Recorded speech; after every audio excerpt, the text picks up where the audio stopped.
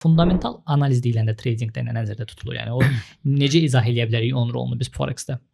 Mən belə sadə dildə izah eləyərəm. Ümumiyyətlə, yəni hansısa bir traderin strategiyası varsa və o rəqəmlər üzərində ticarət edirsə, ola bilsin ki, bir müddət bu uğurlu ola bilər, amma biz özümüzü belə deyək, qapana bilmərik.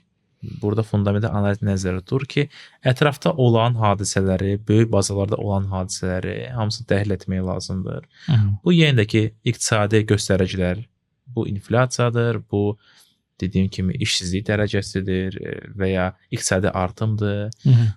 Yəni bu xəbərlər nə baş verir, nə işlər görülür, hamısına baxmaq lazım. Yəni trader tək rəqəmlərlə özünü izolyasiya edib bu işləməyəcək. Fundamental hadisə və xəbər trendi dəyişmir. Bunu nəzərə almalıdır trader.